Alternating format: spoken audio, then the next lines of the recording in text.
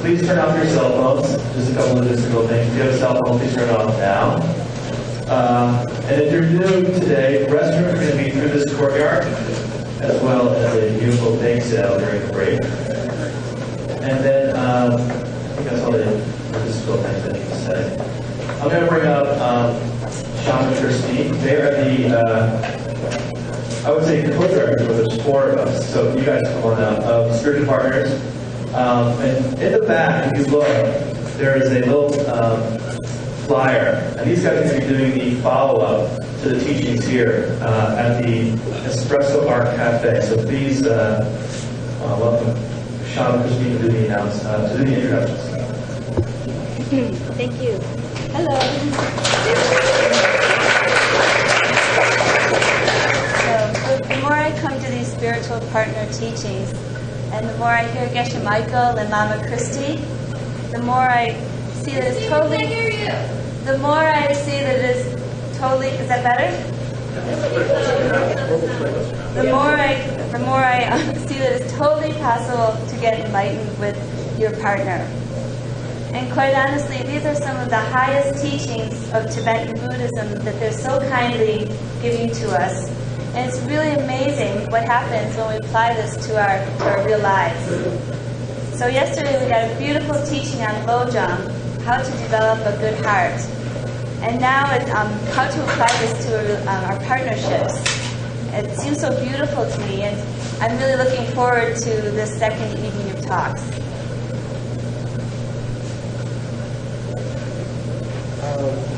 Hi everyone. I was just thinking a little while back about Geshe Michael and Christy, and it occurred to me that, everywhere we go, we've been fortunate. We've been fortunate to see them, around the world, traveling and teaching. And everywhere they go, there's this feeling of people transforming. There's this feeling that people change and people are excited and they really love them and they want to come forward and meet them with all this intensity.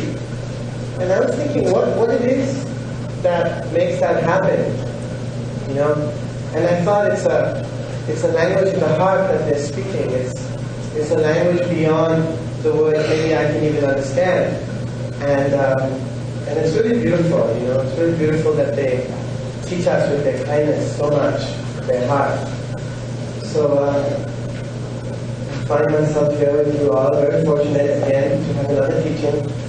And please join us in welcoming Geshe Michael, Roach, and none of us to make that.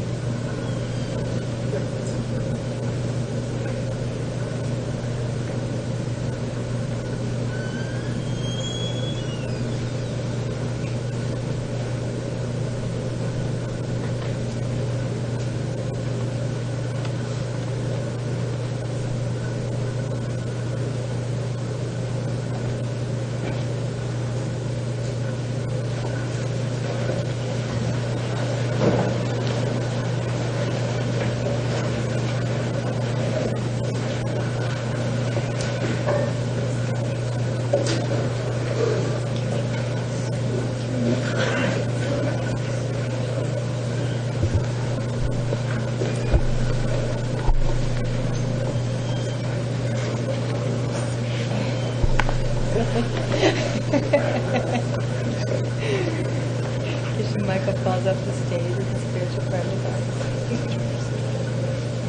Yeah, I know.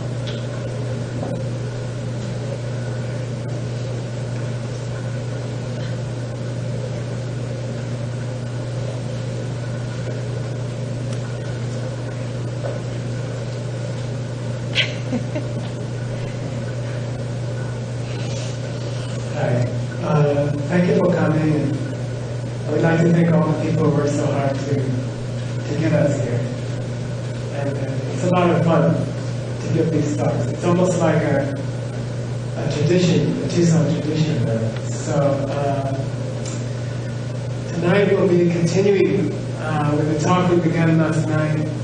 And this is examining our spiritual partnership in terms of a very ancient tradition of Tibet that started about 1,000 years ago, called Lojo.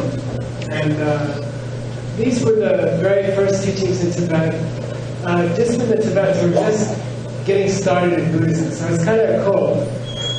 It's like first generation Buddhists in Tibet. And they were, they were just yak herders before that. And I think the first generation was the sweetest. And I think it tends to be that way in every country. And after that, people were Buddhists, but at that time they were just yak herders, So I think you'll enjoy. They tended to say things very shortly, briefly, beautifully, poetically, and they meditated more than they talked, I think. So it was a beautiful time in Tibet. So we're continuing with a famous teaching called Lojo, or Developing a Good Heart, Changing Your Mind. And this was written down by Geshe Chikawa. He was a Geshe who lived just about over 1,000 years ago. And there's a tradition that says that this teaching was passed on orally from Lord Buddha for 1,500 years. 1.5 millennia, even before Geshe Chikawa wrote it down. So, Geshe Chikawa wrote his text down in very brief cute little sentences. And we're going to apply them to our spiritual partnerships. So, I get to do the first one. It's on page 2.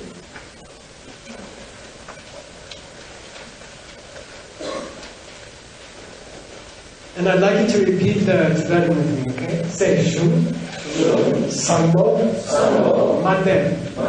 Shum, Sambo, Maten. Don't let the stream flow smooth. And you never know what he's talking about, you need a commentary. Or you need a lama. My teacher, this was the first, Lojo was the first thing he ever taught us. And then there's an oral tradition. There's an explanation that's come down through generations. Does anybody not have a reading? Does anybody need one? Raise your hand high and keep your hand up. And somebody will bring one for you. Just keep your hand up. Higher. Okay.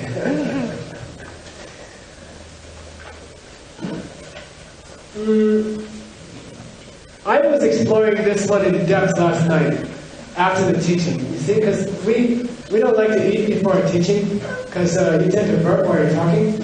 And then if we have a lot of people to talk to afterwards, it might be like, I don't know, it's maybe 6 or 7 hours. We don't get dinner till like 1 or 2 a.m. And I like to eat, so it's a real hardship for me. And then, so I get cranky after the talk. Like about an hour after the talk, if I don't get, my tank filled, and I start to get cranky. So last night, after speaking about mental afflictions, negative emotions for several hours, I got this big wave of irritation, like, oh, I gotta get home and get my dinner, and I didn't even get any cookies from the bank sale, and I was really irritated. And so I was trying to stop the irritation because even I'm not so stupid as to know that if you speak for 2 hours about negativity, it's good to be negative right after that. Like you're supposed to wait at least a few hours. And so I don't know, I got really irritated and then I fought it back. I said, that's not appropriate, you just gave a long teaching about this. And then I fought it back for like a minute, and then it came back again in waves, like that. And you know how it goes. That's the stream he's talking about. That's the Shuksang. That's the stream. Your negativities, your mental afflictions, in Tibetan they call nyomo, in Sanskrit they call klesha. Your anger, your jealousy, your tiredness, your irritation, it will come. Most often in a burst, in a very strong stream, like a beautiful stream, you see? And the stream has gone on longer than you know. You see, this stream has come from countless lifetimes. We are experts. We are masters of irritation and jealousy and anger. You know, like it's not just one life. We have been getting irritated after talks for billions of lifetimes. You know, so it comes to you. The irritation starts to hit you like the Mississippi River. You know, like you're just standing there, and there's this huge tsunami of emotion is coming down the riverbank towards you. You know, and you just went to the talk for 2 hours. You know, you're all loaded with all this ancient wisdom. You know, and you're gonna hold your hand out to stop the Mississippi. You know, so you stand up bravely. You start to get irritated after the talk, and you're out here in the car, and you're really getting irritated, and you say, "Stop!" You know? And then what happens? It just blows you away, you know? The river just bowls you down, carries you away, smashes everything, you know? You stand for 1 minute, you stand for 30 seconds, you know? How long does the talk affect you? How long can you hold out against the Mississippi River, you know, with an hour talk, you know? For me, who gave the talk, it was like 3 minutes or 2 minutes, you know? Like I was controlling myself. I was tired, I was cranky, I wanted to go. You know, I was controlling myself, right? And then it just swept me away, you know? And that's what he's talking about this. For countless lifetimes, we have given free rein to our emotions. Our negativities have ruled our lives, you know. We don't have any idea about the truth, you see. Someone gets angry at us, we do the exact wrong thing. We get angry back. And then we make new karma. And we create a new angry person the next day, you see. And we don't understand that. So, for billions of lifetimes, countless lifetimes, we've been responding to anger by getting angry. People have irritated us and we've gotten irritated at them. You see, for countless lifetimes. So now you have some new hope, you know, some new wisdom. All that can help us is wisdom. Our instincts are wrong. Our natural instincts, our culture, our civilization, all our literature, all our oral tradition, all our education, all our upbringing, all the law, all the religion, it's basically wrong. You know, they're saying fight for peace. You know, someone hurts you, you fight back. You know, you must fight back. You know, and so someone irritates us, we get irritated, and we believe it's right. So then you go to a talk and you get just little tiny kernel of the opposite. You know, somebody gets up and says, the right thing to do when someone irritates you is to be kind and happy to them and joyful. And they will go away eventually if you keep that up. Because they are coming from you. They are coming from your anger, your irritation. If you stop unilaterally, if you let someone be angry at you and speak badly about you and hurt you, and you just respond with kindness and love and care, you will stop them. You will stop. There won't be anything left to not get irritated at after a while. You see? Because as karma plays itself out. Right? So you got a little tiny taste of that. Someone tried to convince you. The person who can't even convince themselves was trying to convince you, right? And then you hold that knowledge in your mind, and then you go outside and then someone irritates you. And then there's a hesitation. And that is the sacred thing. That is a holy thing. That is the divine thing, you see? The moment's hesitation, you know? Without coming to the talk, without thinking about karma, someone would have irritated you, and you would have just shot back at them, you know? Like, they say, you're stupid. You say, no, you're stupid, you know? Now they say, you're stupid, and you go, you're stupid. But there's this moment of wisdom. Wisdom has interrupted the flow of the stream. You know, for a second, for a minute, for 10 minutes. If you've done it for 30 years, you can get up to 15 minutes, you see? And you don't respond. You hold, we call sin-san. You hold the line. You refuse to give in to your animal instincts. And you call up your wisdom and you say, I'm not going to tell you you're stupid, so you will go away. In my life, karmically, you will change into a nice person. If I can keep my mouth shut, you see? And you struggle, okay? Will you succeed? No. And that's the point of this verse, okay? Don't hope. And cut yourself some slack, you know? You're not going to change 1 billion lifetimes of habit. If you don't believe in past lives, 50,000 years of human tradition on this planet, human conditioning, culture, civilization, you know? You're at the mercy of every book, every magazine, every TV show, every radio show, every class you went to in elementary school. You're at the mercy of this worldview that was fed to you. Fight back. You know, show them what you can do. You know, and to stand up, the few moments of standing up and saying, I refuse to fight. I refuse to get angry back. You know, I understand that I am creating irritating people by being irritated, so I'm not going to be irritated anymore because I don't like irritating people. And I realize the best way to get rid of your boss in the post office is not to shoot them. It's to be nice to them. And they will go away. They will change. You see? You have this tiny wisdom. And there's something about wisdom, you see? 3 seconds of wisdom in the flood of irritation. You know? If you can hesitate for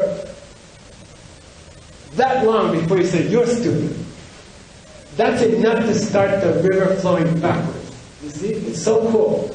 You know, otherwise life is hopeless. Otherwise it's all hopeless, you see?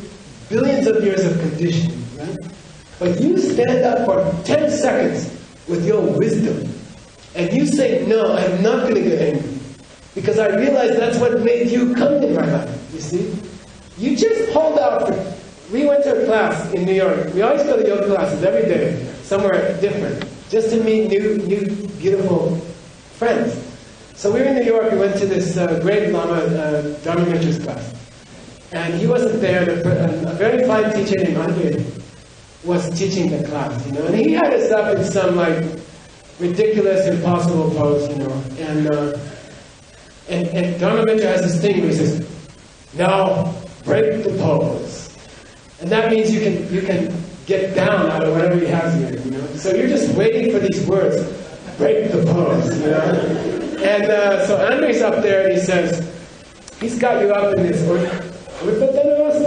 with one leg up or something, and he's like, don't break the pose.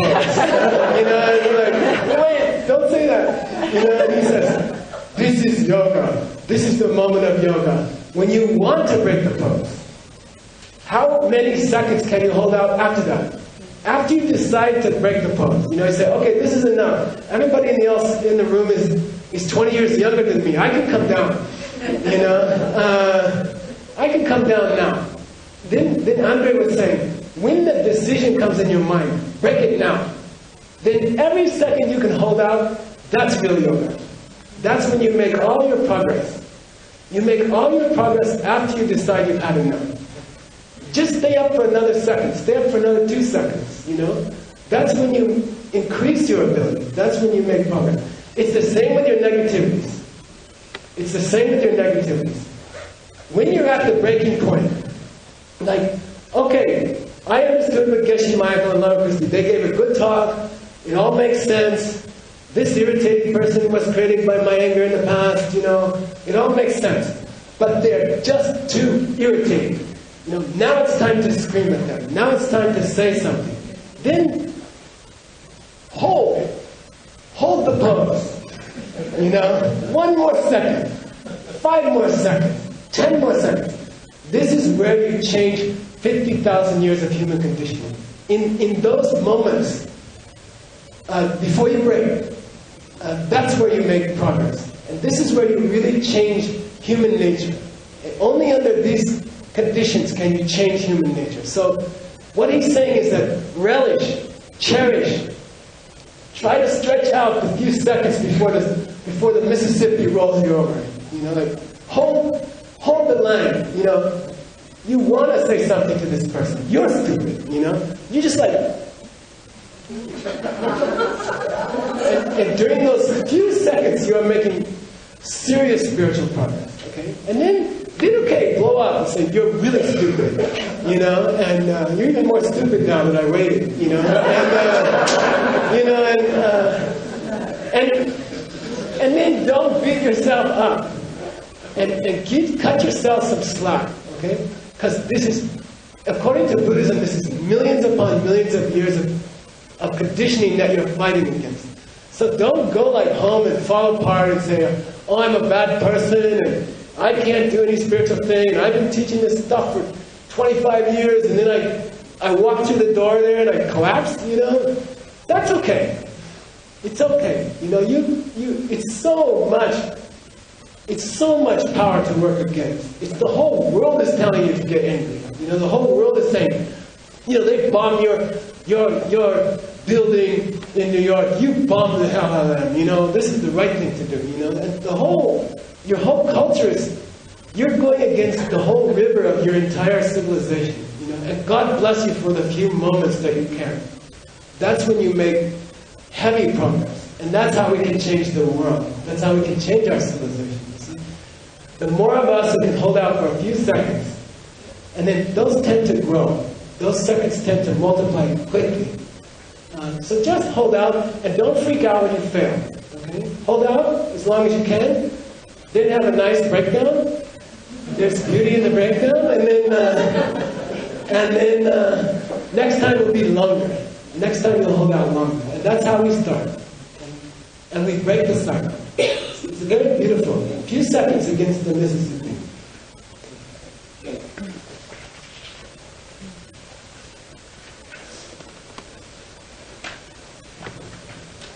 The great thing about these Lojong teachings is that they're so practical, you know?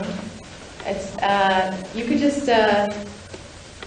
write all these in a tiny little book and keep them in your pocket and pull them out during the day when you're having a little bit of crisis day, a low karma day. You know, just flip to one and it'll remind you of where your mind needs to be.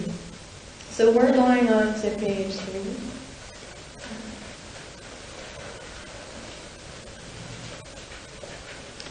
I get to do 2 lines instead of 1. Say Chunam, Milam, Tabursam. This one means learn to see all things as a dream. Milam is dream in Tibetan, in case you want to know. And then Makye, Rigpe, Shila, Che. Examine the nature of the mind unborn. So, we were preparing the talks and I said, Geshe Michael, I want to do these verses. And he said, you know, this is not your Bokjimba class, Christy, at Diamond Mountain. Don't go crazy on these verses. I said, okay, Geshe Michael, I'm not going to go crazy on these verses. So, we'll see. You never know what comes out. Anyway, the people who come to the Bokjimba classes are laughing more than the rest of you. Okay, so not to go off the deep end, we'll start with the first one. Learn to see all things as a dream. I thought to talk about the nature of dreams. What is a dream? You close your eyes and you go someplace else, right? You fall off to sleep. Where do you go exactly? Where do you end up? You fall into a dream state and suddenly there's a place. Maybe it's a place you've seen before, maybe it's a place you've never seen before. I imagine you're maybe sitting on a tall hill somewhere in a world you've never been. looking out over the valley. And you're just thrown there, right? And then there's this whole world, this whole new world. You created the world, right? You created this world. But, you didn't do it consciously. It just happened. You were just there. And who are you in this dream? You don't know yet, because you just got there. You're not sure when you first enter the dream whether you are looking like yourself or somebody else. I mean, are you male, are you female? You're not quite sure yet. Are you young, are you old? You're not quite sure yet, until you get the story. The story of the dream starts to unfold. You figure out why you're standing on top of this hill in a foreign world, right? You're standing on top of a hill in a foreign world, and then all of a sudden you realize it's because you're about to jump off the hill and fly. Right? So, then that creates your identity. The story creates your identity. And then you figure out who you are. And you kind of look down and you figure out, oh, I'm this person. And immediately you're just sucked into that identity. Right? It's not really your choice. It's all written there by the story. And then suddenly you notice there's somebody beside you. It's another person beside you. And you created them too. And all of this, where are you? Where are you in a dream? It doesn't exist. The place, the whole space. There is no space where this place can exist. There is no space. It doesn't have a space. And yet it still happens. And people happen. And yourself happens. And it's all orchestrated without your conscious control. And this is the nature of dreams. And then sometimes you fly. And then sometimes something else happens and some kind of pain happens.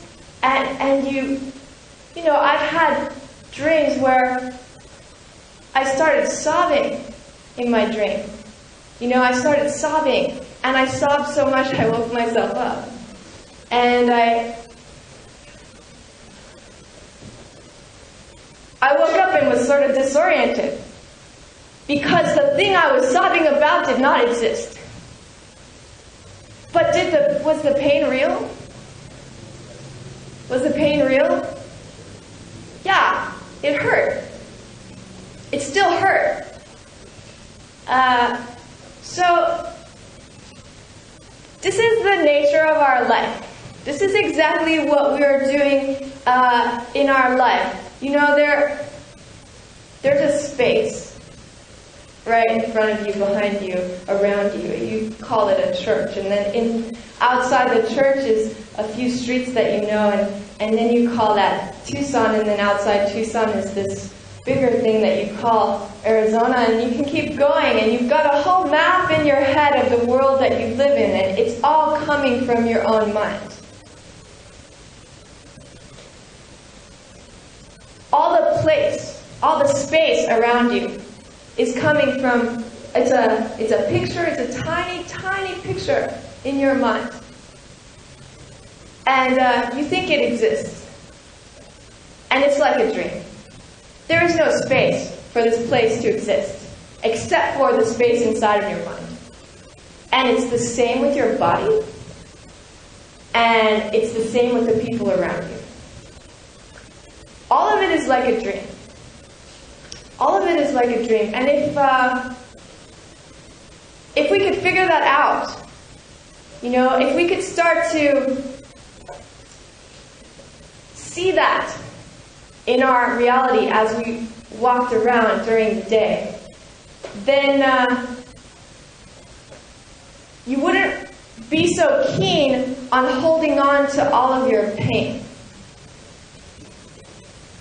you would kind of, if you were walking around in the world and you had some kind of crisis, and then you had some kind of sorrow and it brought tears to your eyes, and then suddenly your view of the world was to switch, and you were to see it as it really was. You were to see it as the dream that it really was.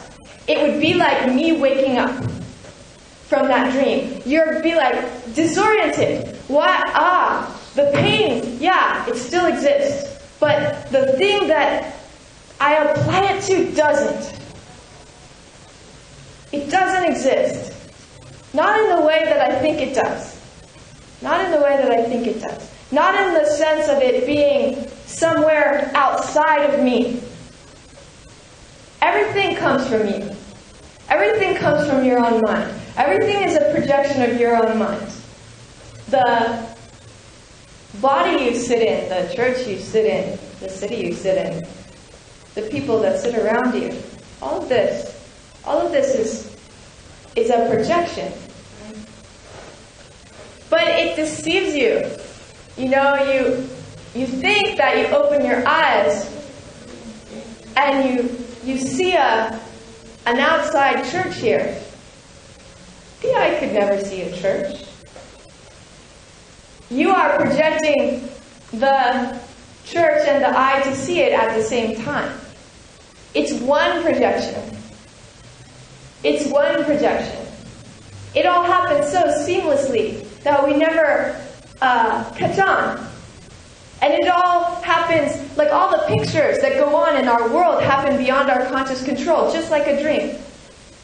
You don't decide, unless you're a really cool yogi who knows how to control their dreams, you don't decide what you're going to dream about tonight. Something is decided for you. And it's the same in this world.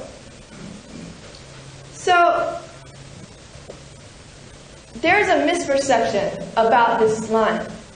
People say, oh, it's all just a dream, so it doesn't really matter what happens. But if it's causing you pain, it does matter. Even if it's not what you think it is. If it's causing you pain, it matters. Our job is to see beyond the illusion so that we could change it to what we want it to be. Our job is to look through the dream, figure out that it's a dream, and then, oh my gosh, it's all coming from me. How do I fix it? How do I change it? That's the crucial second step that has to happen when you're talking about these lines. You know, don't leave it as, ooh, it's all a dream. I'm just going to go float down to 4th Street and, not watch where I'm walking, and then maybe somebody will run me over with some illusory card. And I'll get, that's what Geshe Michael always says. You'll get an illusory bill from the illusory hospital. It's very appropriate, it's all an illusion. It matters. It matters to us, right? Whether we feel pain or total bliss, it makes a difference. So we're going for total bliss. In case anybody is not going for total bliss, you can leave now. Okay. So how does this apply to our partner? Right? Because this is kind of a big scope to wrap your mind around in one tiny little partner talk. And Geshe Michael told me not to do it, and I did it anyway. But how does it apply to our partner?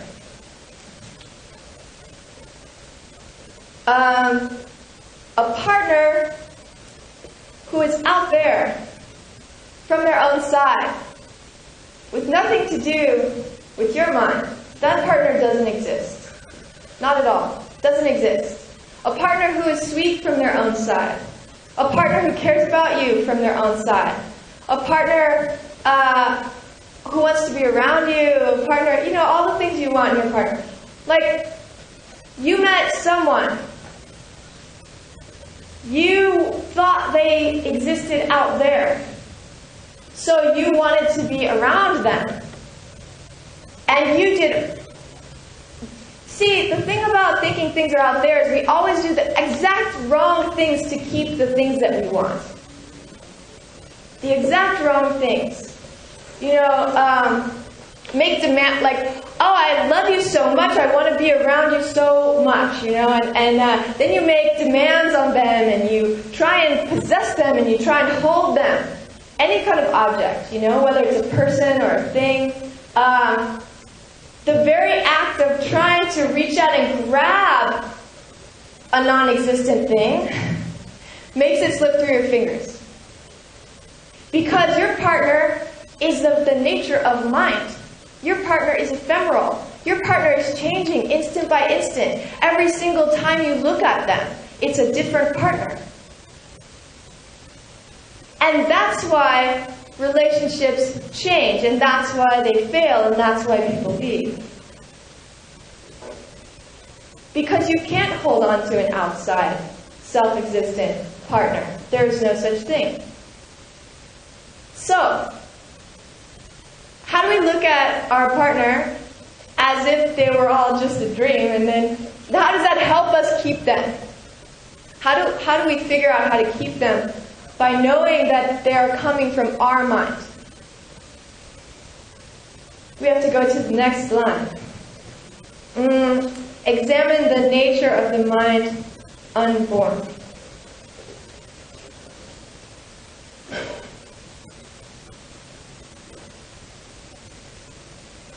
So,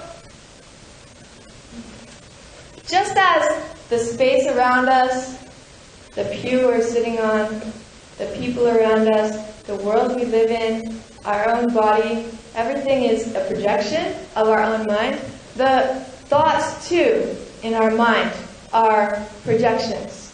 I mean, we're not in control of our thoughts. If we were in control of our thoughts, we would never have a negative thought ever again. That's a very easy way to prove to yourself you're not in control of your own mind. Because irritation pops up, anger pops up, jealousy pops up, you know, all these things in our mind, negative thoughts about other people. And we can't stop them, right, in the present moment. They're coming from somewhere else. Our mind is just like a blank screen that is, you know, a projection is being played upon it. And this projection is like a projection of words in our mind. And they come and they go. They come and they go. So, you know, you could have an angry thought one minute and you could be totally happy the next minute, right? And we get stuck the same way we get stuck fixing our partner in a certain way. We get stuck fixing ourselves in the same way. Oh, I'm an angry person, or I'm a depressed person, or, you know, and this is all, it's not really true. Because these are not you. They come and go in an instant. You are changing instant by instant. Your mind is shifting instant by instant, just like the rest of your world. And if you start to realize that, you can start to let go of some of the old kind of negative identities that you have of yourself. Right? You're not that person. You don't have to be that person. Learn how to get different thoughts to pop up in your mind. Learn how to plant the seeds to get different thoughts to surface in your mind. Slowly, by consciously practicing them, they will happen more and more often. By consciously practicing pure thoughts, holy thoughts, happy thoughts, thoughts about how the world really is, you will get more and more of these thoughts in your mind, and your mind will start to get purer and purer. And as your mind gets purer and purer, so too your world gets purer and purer. The world around you, and especially your partner, because they're so close to you, it's just like a mirror of yourself and the purity of your own mind. And if you want to fix your partner, if you want to know how to make your partner perfect, if you want to know how to make your partner sweet, if you want to know how to make your partner stay, just fix your own mind.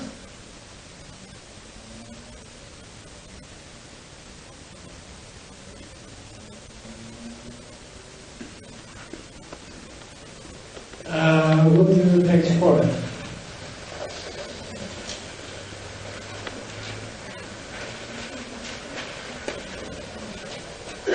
Let's say it together. Say pa, do, me up, pa, do, me up. Okay. Pa is like Pasa, the capital of Tibet. Pasa means Los Angeles. Pa means angel, and Sa means the city. So it means the city of the angels. And so that's the word Pa here. And then do means the opposite. Do means like a devil or a demon. And me up means don't bring them down to this level. Don't tear the angel down to a demon. You know? So what's that mean? As you go through this particular education in spiritual partners, how to make your partnership spiritually based, how to bring it to a higher level, right? So you'll be learning lots of new things, right? So we've been learning about karma, we've been learning about illusions, we've been learning about emptiness. You will get new facts, a new set of paradigms for your life. You know, a new equipment for your life, new clothes to wear, like that. You'll be getting new clothes to wear that will help you be a better partner and make your partnership successful, right?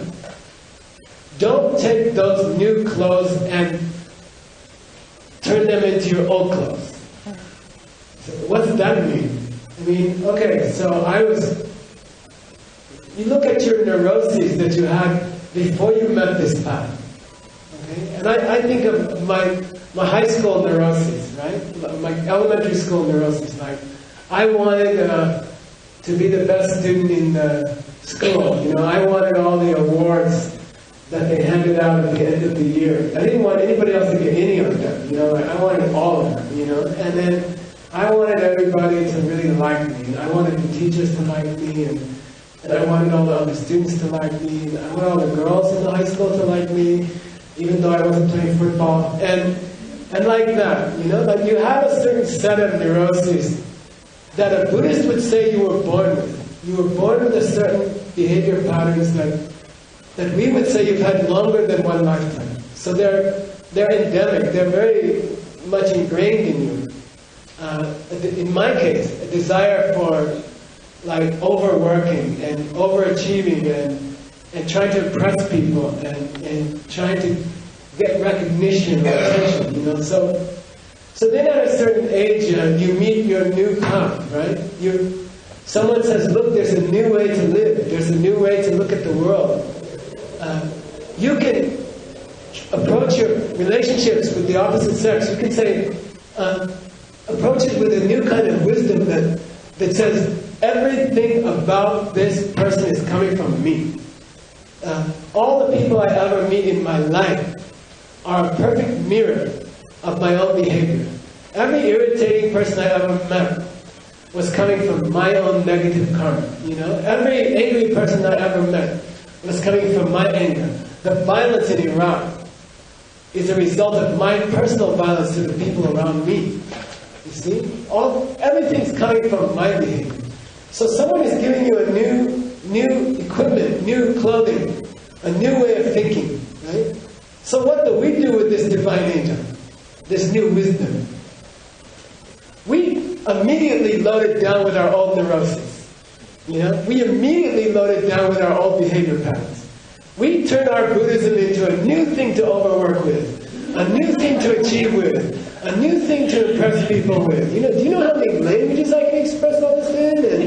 And do you know how long it takes to get a Geshe degree? And how few people get those? And you know how many different proofs there are that your neighbor is coming from you? You know, And you know, like, I'm really smart, you know, and you know, like that, we tend, when we get a new path and new knowledge and even new friends to share it with, we tend to just dump all our old behavior patterns on it. We tend to twist it to our own purposes again. And our old, lower, they're not evil, they're just dumb, you know? They're just not any big deal. Yeah, so you can achieve until you die, and then what, you know? So, I don't know, we have a friend, a very successful person, you know? And then they just got diagnosed with a very severe disease, which basically prevents them from doing anything anymore. And so how long will you overachieve? You know, will it go to the heart surgery? Will it go to the nursing home? I mean, what are you going to overachieve within the nursing home? You know, and it's inevitable.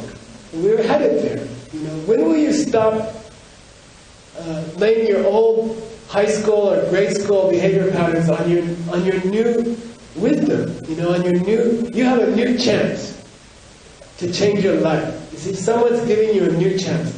Look, if you look at the world this way, you can actually be happy with the rest of your life. You see, if you meet a person and you like them and you want to make it work finally after 10 failures, right, or 100 failures, and you want to make it really work and make it work in a very happy way for the rest of the time, you know, just do these things. Realize that they are coming from you.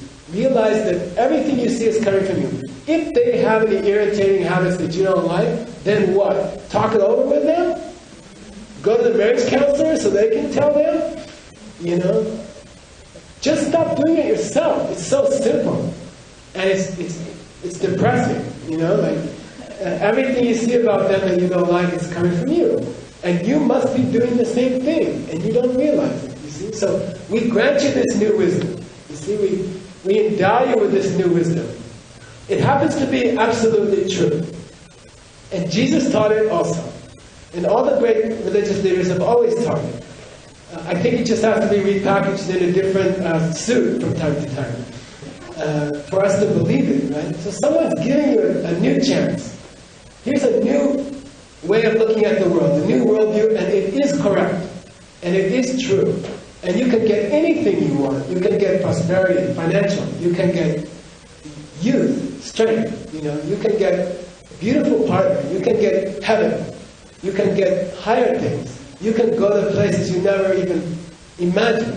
You know, here's a new wisdom that we grant you. Here's a new idea that we grant you. All things are coming from you, from how you treat other people. It's exactly 100% ecology. Everything you do comes back to you. If you want to change the world, be kind to the world. Right? So we grant you this new knowledge. Right? What happens if you corrupt this knowledge? What happens if you bend this knowledge to your own aggrandizement? You know, what happens if you twist this knowledge to fit your old neuroses? You know? What happens then? What if you lay all your old trips on this new trip? Then you've lost the only chance you have. See? If what we're saying is true, then you've just destroyed the only means you have to change things, right? If you twist the knowledge to your own short-term, big shot nuts, right? Then you've lost the only chance. Someone has given you a new way of life. Someone has given you a new chance. It happens to be the only way to succeed in a partnership. And then you have corrupted it. You see, you have changed the recipe. Someone gave you a cure for AIDS and you changed it. And it doesn't work anymore. You see? Someone gave you a chance to save the world. And you used it to get famous or to put out a new book or something. Right? And now it won't work anymore because you're using it for the wrong things. You see? And so what he's saying here is, don't take this divine knowledge, don't take this divine opportunity, this new thinking, this new worldview, and twist it to something lower. You know, don't use it for your old stuff. Don't use it as an excuse to keep acting the way you were acting before. Use it as a reason now to change your life and your behavior and your personality, become a new person. Right? Because if you don't, you will lose the chance. And that is the last chance.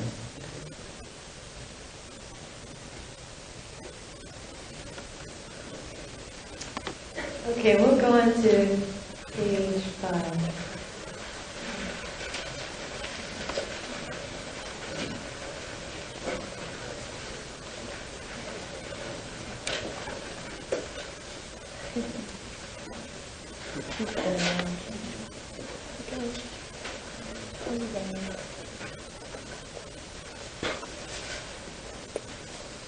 We have another friend up here. So say Duchen, Ki, Sepang. Okay, so for those of you who are studying Tibetan, the Ki is spelled wrong. It's supposed to be with a little yatak at the end. Got that, Vancouver? Okay. So he doesn't come up to me later and say, wasn't that supposed to be a Ki? Alright, so stop eating poison food. These are so fun, They're so cryptic. I love them. I just love them. They're so fun. So, do you know what is feeding you right now?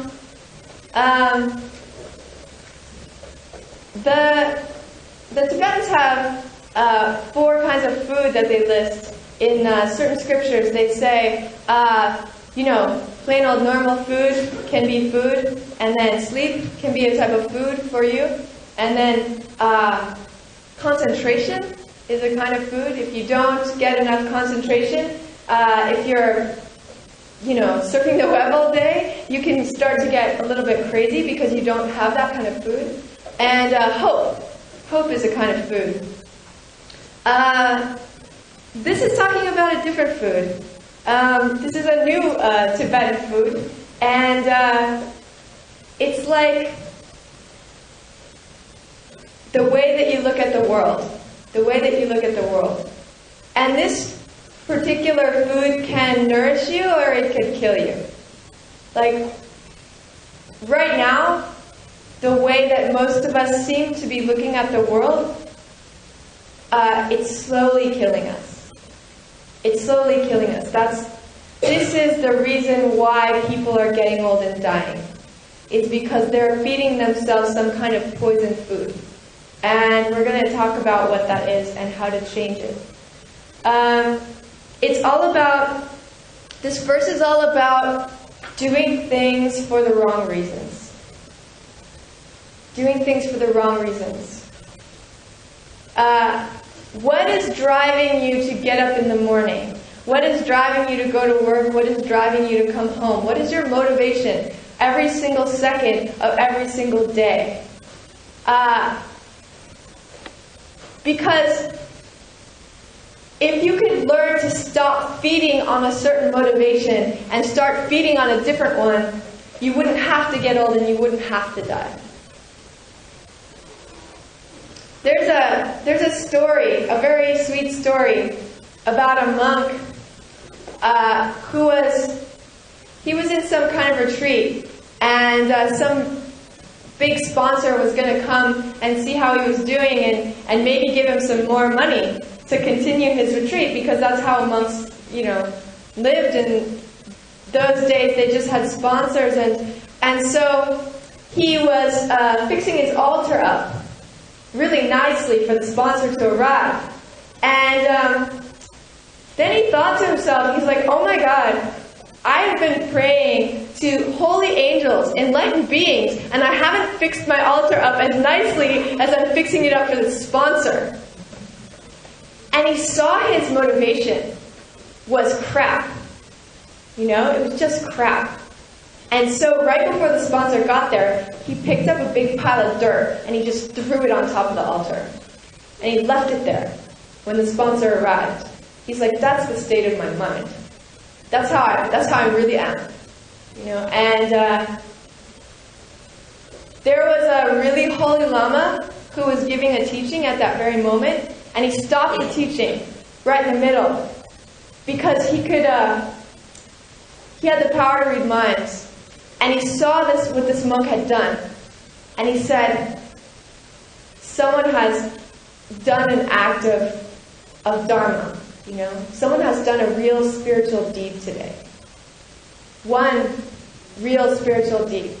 And that's how the monk felt. This was the first really spiritual thing that he had done in his whole life.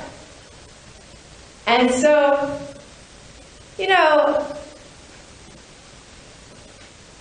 the sponsor came, and maybe he was on a roll that day, and maybe instead of impressing the sponsor or trying to get the sponsor to give him money, he looked at the sponsor and saw, oh, this person has a problem with anger. And so he purposely pissed off the sponsor. And then when the sponsor was yelling at him, like, I can't believe nobody ever treats me this, you're just terrible. Then he says, you have a problem with anger. And the sponsor leaves in a big huff and never gives him another cent again, right? Maybe later on, this monk becomes a great teacher and meets the sponsor again as a student. And the sponsor bows down to his feet and thanks him for steering him on the path for the very first time, because nobody had the courage to really care about this person. They were just only concerned about the money, right? And this was the first person who ever did. So, this is about whether you're thinking about yourself or whether you're thinking about somebody else when you do things during the day. Right? And if your motivation is for your own good and your own self, then you're eating this poison food, this kind of food that's going to kill you. The food that's making you get old. It's wearing away your body and your mind. And then, if you could turn that 180 degrees, and if you could actually do something for the sake of somebody else, everything would change. Everything in your life would change. But it's really difficult, because we're so used to being in this position. We're so used to thinking of ourselves. We keep talking about this yoga classes that we went to in New York, but it's really fun for us to go to New York and do yoga. And we were in Sri Dharma Mitra's class, and it was before he arrived, and we always go downstairs. We went and put our mats up because it's a packed class, and we wanted to get the corner, because we kind of like nobody looking at us during the class, so we hide in the corner. And so then we went down to the deli, and we were getting him offerings. And I said, Dharma Mitra likes avocados, and he likes mangoes, and he likes, and I was listing all these, because he's a raw food person, and he just loves all this, raw food. And so we got this whole big bag of really good raw food, and then Geshe Michael was like, well, we have to get him flowers too. And I said, he never reacts well when we give him the flowers, Geshe Michael. And he was like, no, we have to give him flowers. You always give Lamas flowers. So I said, okay, we'll get the flowers too, right? So we go back up there, and we're deciding whether to take the offerings to our mats, because he's not there yet, right? Or leave them in the drawer and then run up when he comes. And we had just decided, okay, let's bring them to the mats. And I was carrying the flowers, and he was carrying the bag of fruit. And guess who walks in the door, right? Is our teacher, Dharma Mitraji. And guess who gets to offer him the good stuff? And Dharma goes, oh, my favorite, thank you so much, to Geshe Michael. And then he looks at me, and he goes, flowers.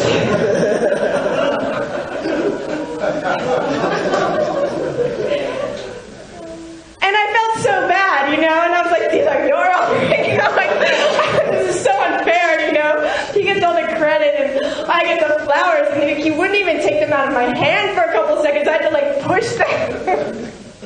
It was so sad. But then you realize that my whole mind was wrong. I mean, it's all backwards. Totally backwards. Was I thinking about what my holy teacher would like and whether he would be happy? No, I wasn't.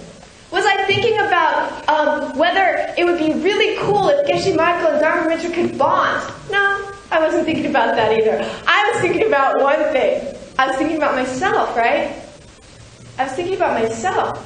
And that's, like, I had so much opportunity in that moment to do something holy and pure. I mean, I'm offering a Lama something wonderful. I could have made it a whole beautiful mandala. I could have sang angels in my mind as I was offering it to them, but no. What was I worried about? You know, and like, that's poison. That'll poison anything you do, even if it's a good thing. Even on the outside, if it looks like a good thing, inside you're eating poison. Because you're thinking about one thing. Will Dharma Mitra know that I got him the avocado? Who cares, you know? Focus on something besides yourself. Focus on something besides yourself. You will never be happy. You will never be satisfied if you keep thinking me, me, me. You know? So how does this focus, you know, how does this work on our partners? You know, very easy to see, like, you go, you give your partner a hug or a kiss. What are you doing it for? What are you doing it for? So they'll be happy, or so you'll get something back? It's so weird the way that our partnerships work nowadays. It's like a bartering system. Like, you give me a hug, I'll give you one back. You give me a back rub, I'll give you one back. You know, like we'll just, it's like a negotiation, it's a business deal. You know? There's no love involved in the thing, you know? It's like, you smile at me, I'll smile at you back. You don't smile at me, you don't get one. You know? And it's, I mean, you try, if you look at what you do during the day with your partner, it's so true. It's so true. Like, you're just weighing what you have to give in order to get what you want in return. And if we could turn it around, even with just one person in our life, even with just one person, if we could turn it 180 degrees and focus on what they need and what they want and what they like and how to make them happy and forget ourselves completely, just let go of thinking about yourself, it'll be such a relief.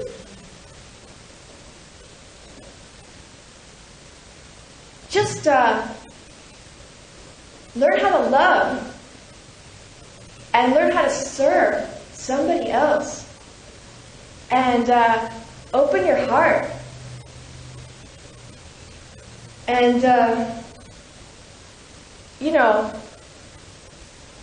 let your motivation be, you know, I will figure out a way to take away every single pain, every single sorrow that you've ever had. And I will take you to total bliss, total happiness. I will take you to heaven. I'm going to figure it out. I mean, let that be your motivation. And nothing else. You know, try to live that way. And you will have the sweetest damn partnership you've ever seen. You know.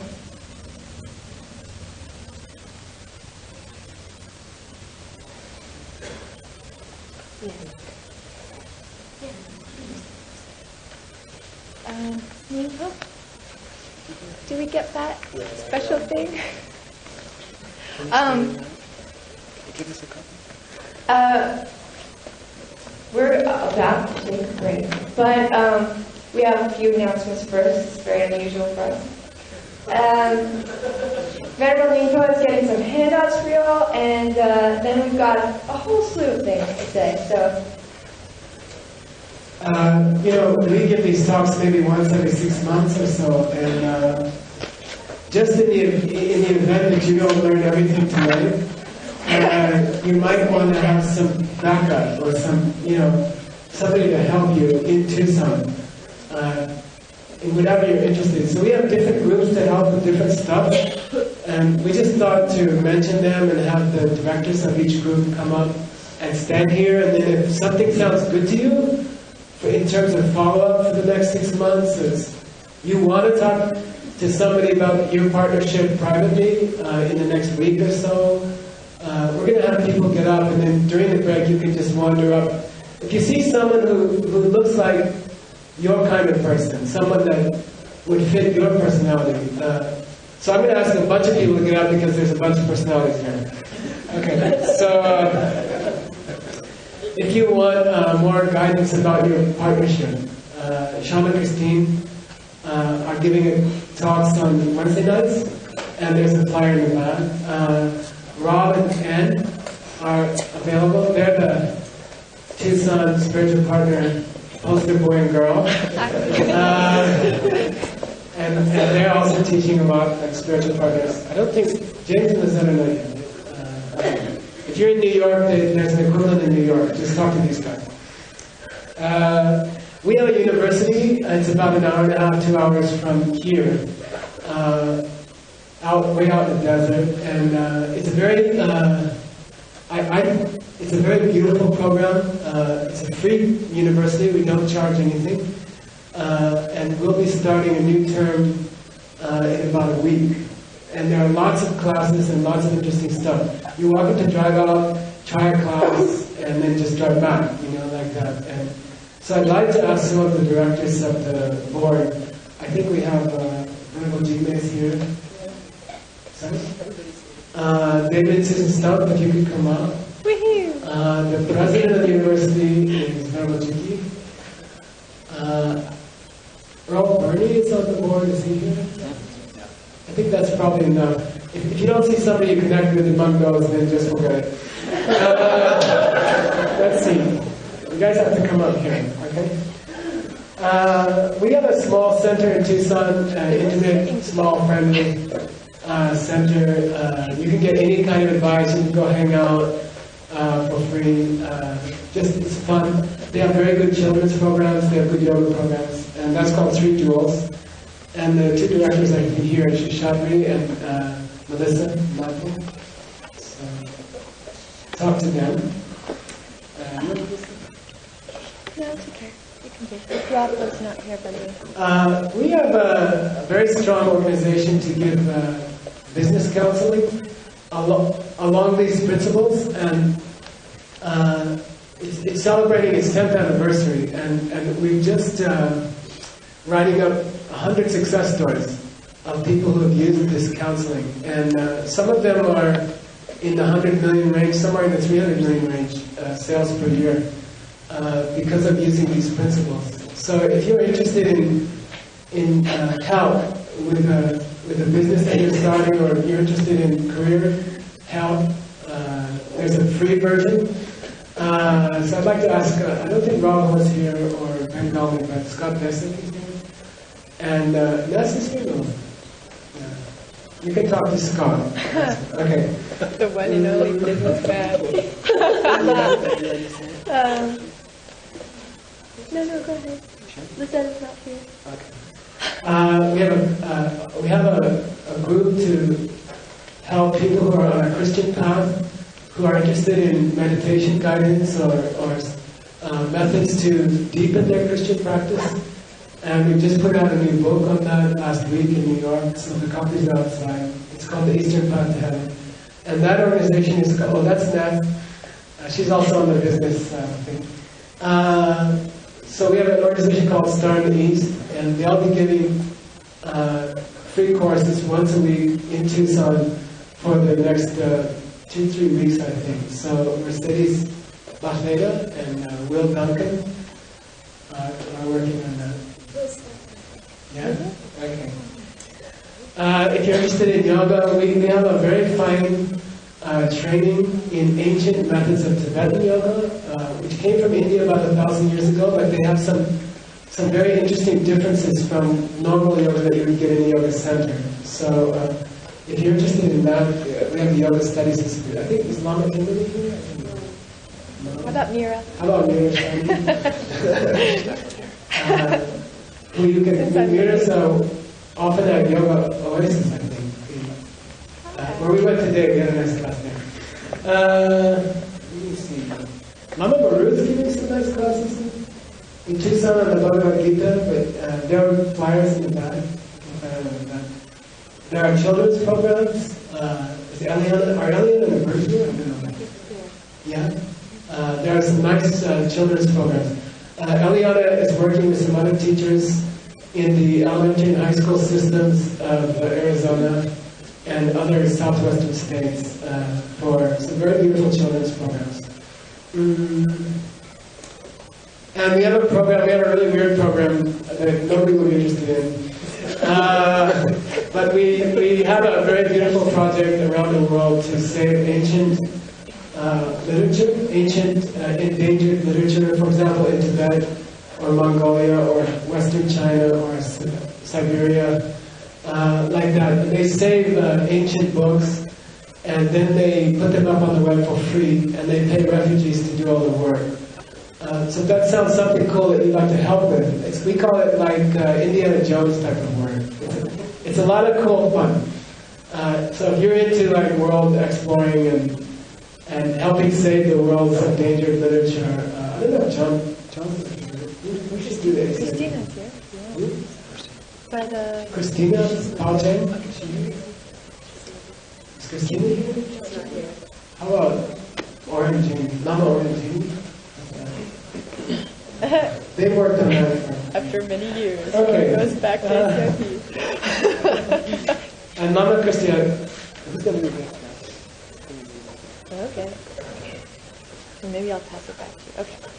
So, the flyer that we passed out to you, I know this is such a long announcement. Just bear with me, there's, breaks to come.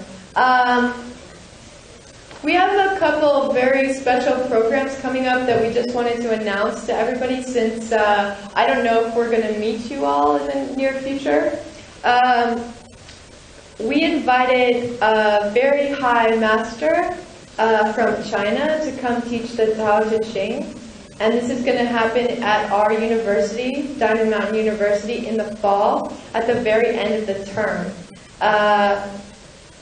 November 10th through the 14th, 2008. Right? And this is an amazing opportunity. He's going to be teaching a commentary. It's one of the only Buddhist commentaries on the Tao Te Ching. So we're all really interested to go. And if anybody has any Taoist leanings, or really wants to come and meet an amazing Chinese master, then come out to our university at this time. It's also free. Then we give a Tibetan Heart Yoga series once a year, and usually it's in Arizona in the fall. And some of you I know have been, and some of you I guess it's a new thing. But it's we take asana series from authentic Tibetan texts and put them into a series that can be done by a Westerner. And we give you the actual text and we translate it for you and we go through everything. And usually it's 4 days long and it's in Tucson. And this year, in the fall, we're going to be having it in San Pancho, Mexico, for about 6 days. And if you'd like to come, you're more than welcome to come and join us. That's September 25th through the 30th, on the beach. Because of Geshe Michael's desktop picture, which I told you about last night. Okay. That was that. That's why that happened. Okay. So then, every year, Geshe Michael and I go to this really sweet ashram in the Bahamas called the Shivananda Yoga Ashram. And they invited us many years ago, and we started to meet with them, and we realized that they are on the same kind of very serious, authentic, with a huge lineage spiritual path that we are, only in the Hindu tradition. So whenever we go there, it's like an opportunity to meet with another tradition that's just, it has the same passion for the Dharma that we do, but it's in a slightly different light, with a slightly different vocabulary. And so we go there and we try to match our worldviews, and interact with each other and say, okay, well, you say, realization of the self. What exactly do you mean by that? Or are you talking about seeing emptiness directly? And it's really fun. It's really fun to debate with them, and it's actually historical because way back in India, they documented debates of this nature between the same two groups of people. So now we're just doing it all over again, in person, live and in person. And so we've been teaching courses there for several years. And then the one head of all the Shivananda organization, Swami Swarupananda, we wanted to learn their Bible of Hindu literature, the Bhagavad Gita. And so we approached this great master and we asked, could you possibly teach us the Bhagavad Gita? And many years his students have been asking him to teach this book, and he said no. But we asked him, and finally he said yes. And so we decided to make it a huge party and invite every single person we knew down to the Bahamas. Come to the Bahamas with us.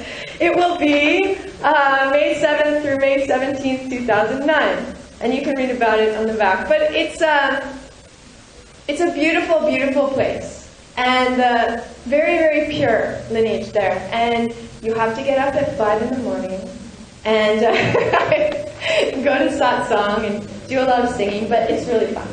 Okay, last thing. We've been teaching a book called the Hatha Yoga Pradipika, the light on the yoga of the sun and moon. And this is not actually a yoga body text, more as a yoga philosophy text. And we're on the last half of the third and the rest of the fourth chapter, and this will be continuing in New York in November, and you can see the dates down here. But this is one of the most important ancient texts for the practice of yoga and the philosophy behind it. So if you're interested, you've got a website address on this piece of paper. Okay. Bake sale, and then I have one more question. I'm sorry to do this to you.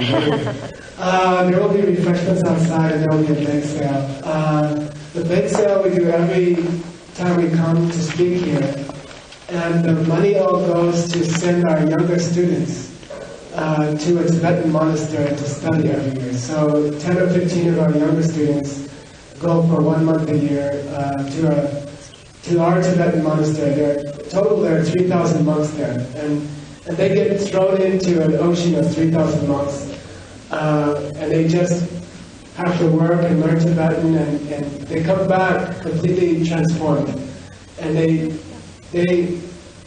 contribute a lot to our university and to our country, we think. So they're all broke, and what we do is we raise the money for their airfare. So the idea is that you're going to take lots of cookies and brownies, and you're going to bring one up here.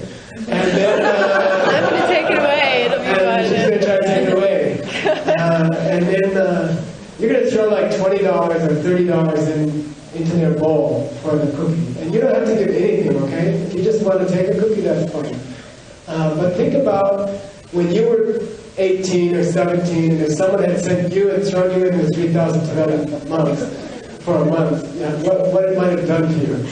And if you want to do that to somebody, just be generous, because it's cool. That's what happened to me, and look what happened. Okay. Yeah. Are you done? Well, yeah. We have one last thing. There's a special song that we all need to sing together, because there are two people's birthday. One person is not here and one person is, but we're going to sing for the person who's not here too, because she's a lama. So, Sheshadri's birthday is today. Yay!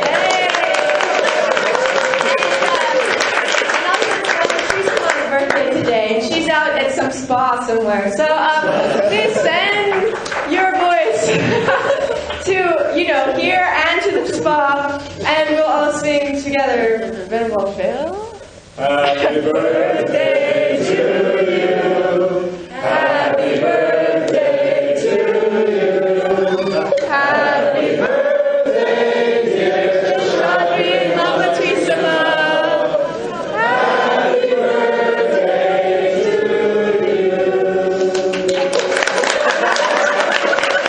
you.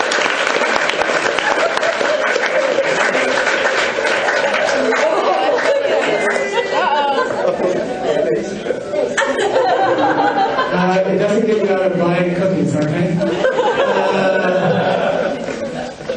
Alright, so we'll be up here let me see myself. If you'd like to if you never get to see us and you wanted to say hi, or you just want to introduce yourself, or you used to be our dear teacher, or anything like that, we'd like you to come up and say hi, or if you have a personal question to ask, we need to see Rob, Russell, Shama, Christine, Tim, and is that Kalia? What happened? the Tibetan thing. Say Chukun, Gomba, Chiktadu, Chukun, Gomba, Chiktadu. All wisdom comes down to a single point.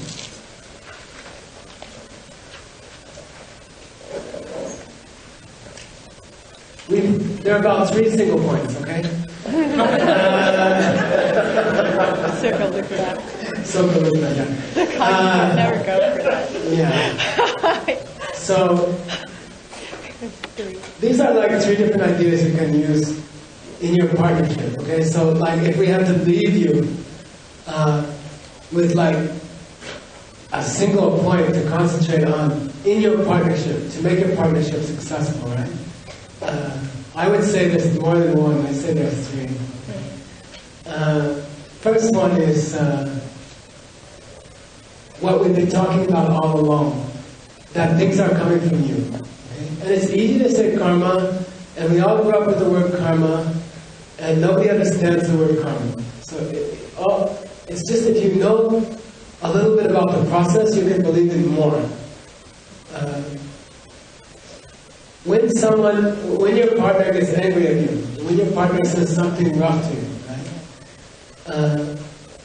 That's a seed that's going off in your mind from a time that you got angry in the past.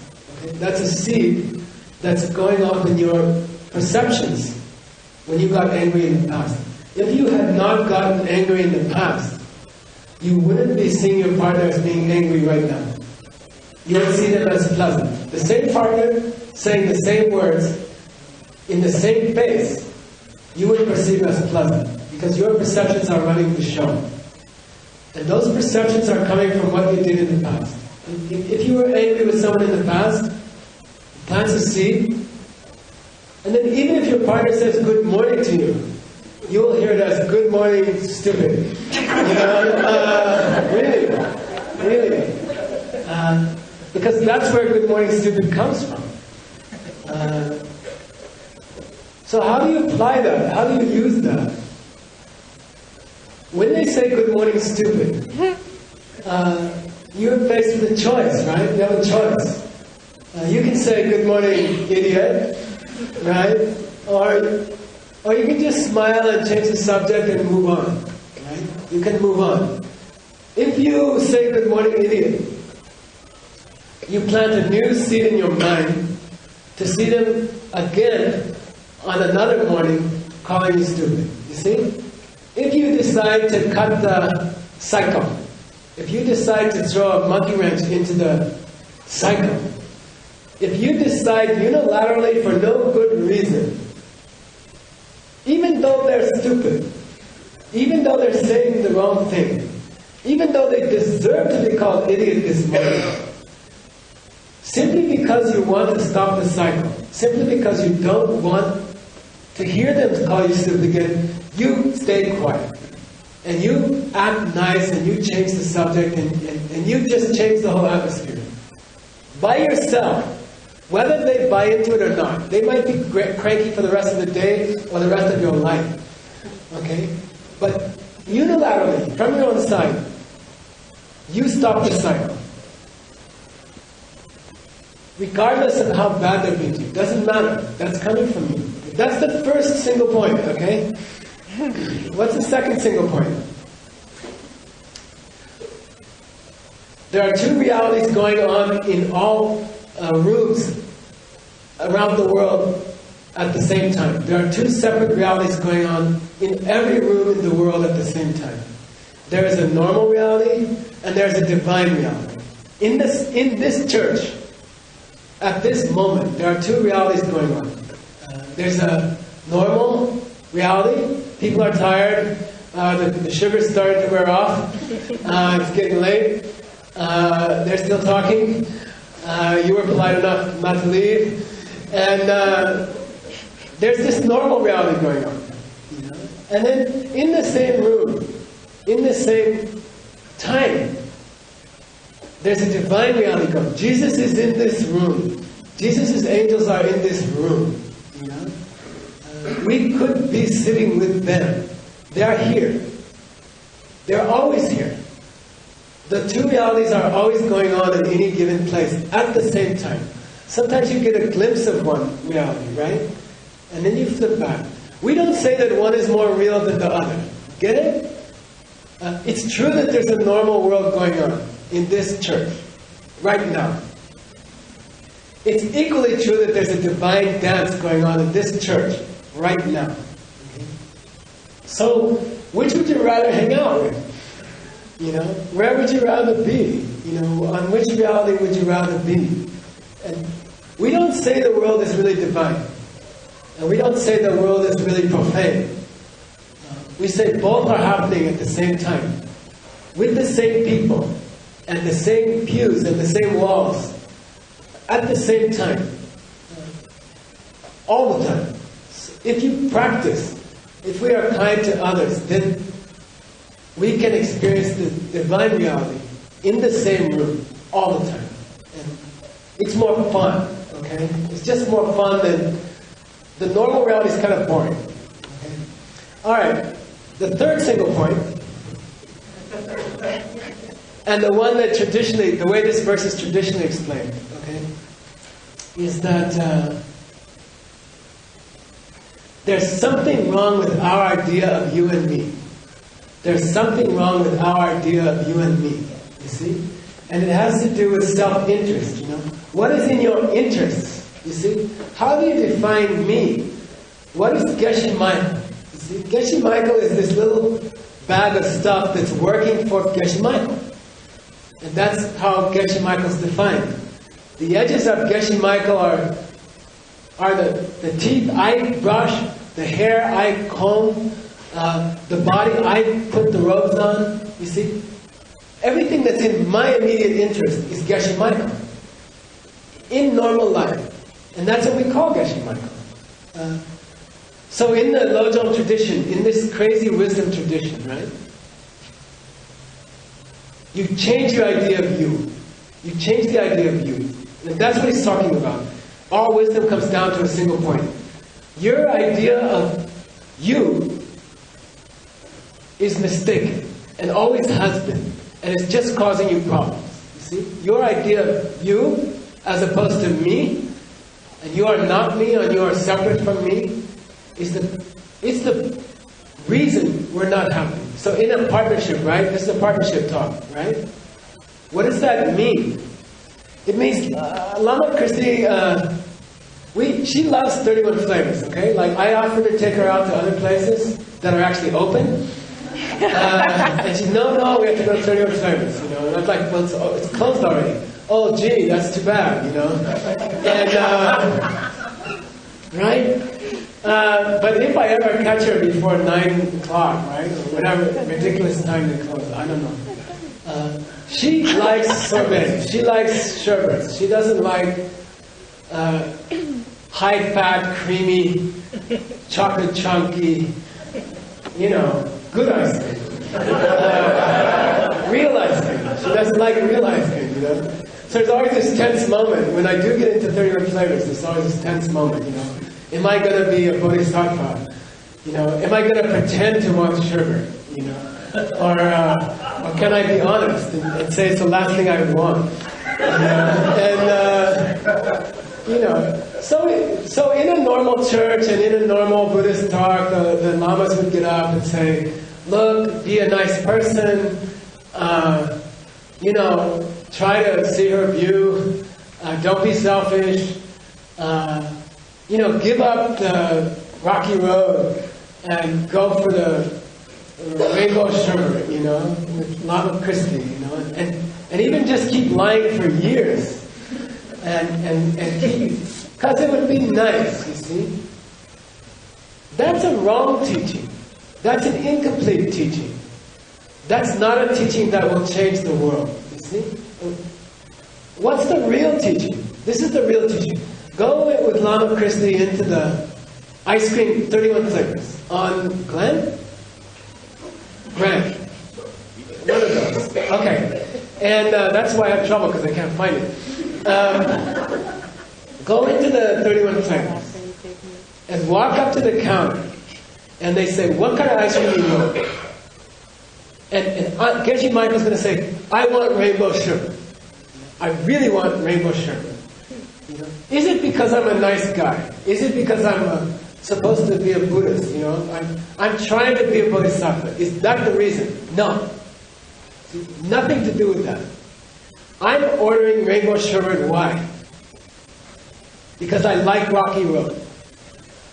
Okay? Because I want Rocky Road. Got it?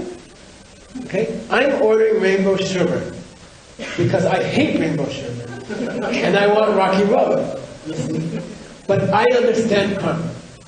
I understand karma. So instead of fighting for what I want, instead of being selfish, I extend myself to another person. You see? I put myself around her. You know? I extend Michael around her body. Right? And then I order what I want. Got it? I want what? Rainbow sugar. Because I'm a bigger me now. I wrapped my me around her.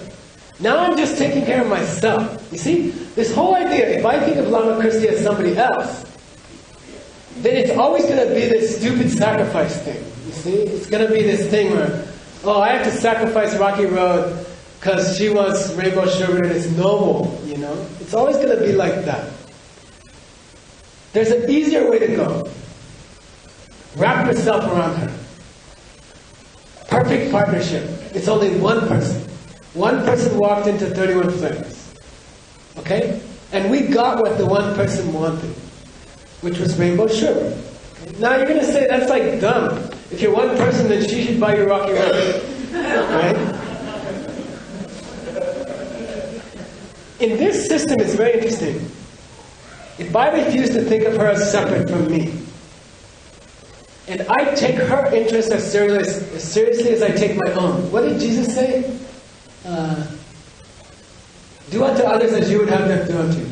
Right? So, I take her interest as my interest. You know? I take what she wants as what I want. I just decide what she wants is what I want. You see? What happens then? What kind of ice cream do we get? What happens then? The first night we get rainbow sugar. Really, we get rainbow sugar. The karma of giving her what she wants is that I will get Rocky Road for 65 times. It's true. It's true, right? So is it selfish? Is it, once you understand karma, are you some kind of a ultra-selfish Buddhist person? You know, ultra-selfish Bodhisattva.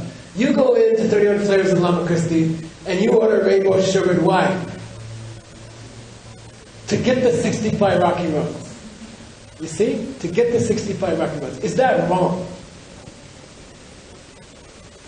Is that selfish? If karma is true, and if it's true that if I buy what she wants once, I will get 65 times what I want, is it wrong to act on that law? Is it wrong for me to buy her rainbow sugar just to get 65 of what I want? If karma is true, I'm saying if karma is true, is that some kind of selfishness? We propose that an action done with wisdom has just changed 1 unit of ice cream into 66 units of ice cream. Get it? 1 unit of ice cream has just been transformed into 66 units of ice cream. The world has been enriched by 65 balls of ice cream. Okay? There are 65 more balls of ice cream in the world than there were before I decided to buy her what she wanted. Get it? Get it? What would happen if everyone gave money away with that understanding? What would happen if everyone in the world gave money away with this understanding? What would happen to the economy of the world? What would happen to the economy of the world? It would just rise without, I don't know how to say it, infinitely. It would continue to rise infinitely as long as people gave to other people money and help and food. Without hesitation, everything you have, the total economy of the world would continue to grow. That's the idea.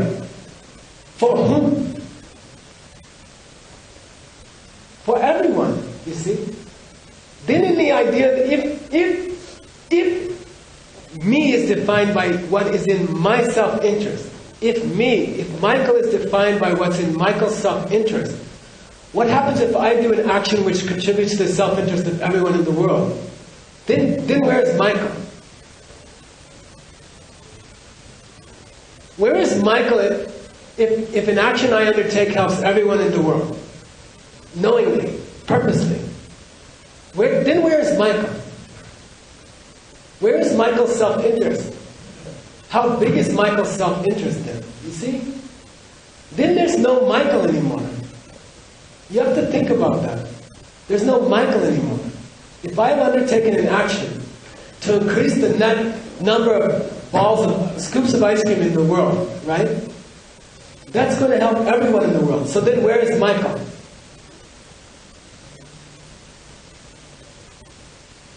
If I undertake an action which is in the interest of everyone in the world, where is Michael then? Because Michael is defined by his self-interest. You see? Then my self-interest is everyone's interest. Then what I have done is done for everyone. You see? Then there's no difference between me and others. It's very difficult to grasp. It's very difficult to grasp. There is no more Michael. If I give her one scoop of ice cream she likes, I have eroded, I have destroyed the concept of Michael. Then there's one person. Then a church full of people is only one person. Because the interests are only one. You see? It's very beautiful. In the end, it must come down to what? This one point. In the end, this is the one point. When you act out of an interest for someone else, you destroy the concept of me. You are destroying the concept of me. And you are spreading it to everyone. And everyone becomes me. If we can act on that basis, the world would be a paradise. And we would go to that divine reality in this church. We would all be there. Instead of in a normal world. You see? Just give your partner what your partner wants. Make it your life to give your partner what your partner wants. And in this way, you will get what you want. You see? Because you will be them. It's very beautiful. It's the reason to have a partner. It will save the world.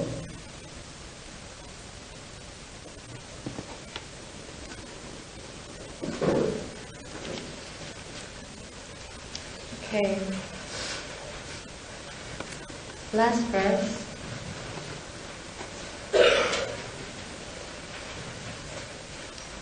Page 7.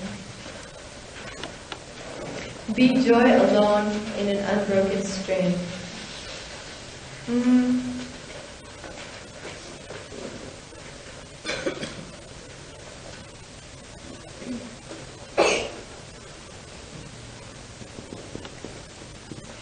A lot of times people come up to us and they say, oh, I've been trying this karma and emptiness thing for the last 6 months now, and I realized I'm a terrible person, and I can't control my mind, and every time I try not to get angry, it seems like I get even more angry, and I'm really depressed, you know.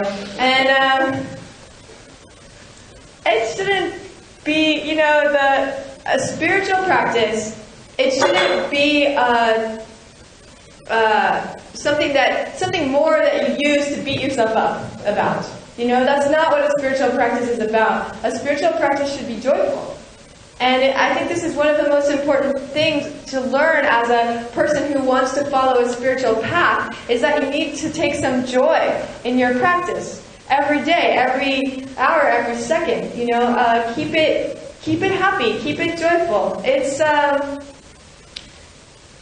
to be anything less than joyful is creating a bad karmic seed in your mind.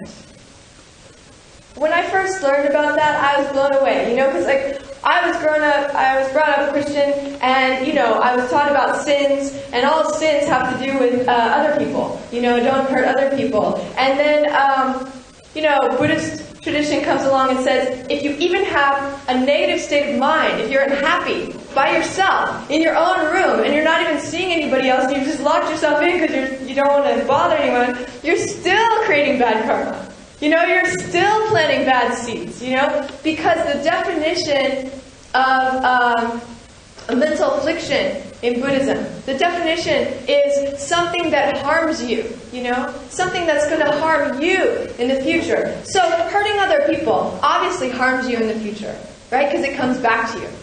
But even thinking a negative thought yourself, or being sad yourself, or being down on yourself, that plants seeds to be more down on yourself in the future. It harms you.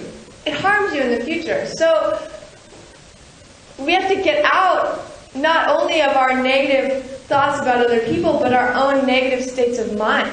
We have to get out of these patterns. We have to become joyful people when we're doing these practices.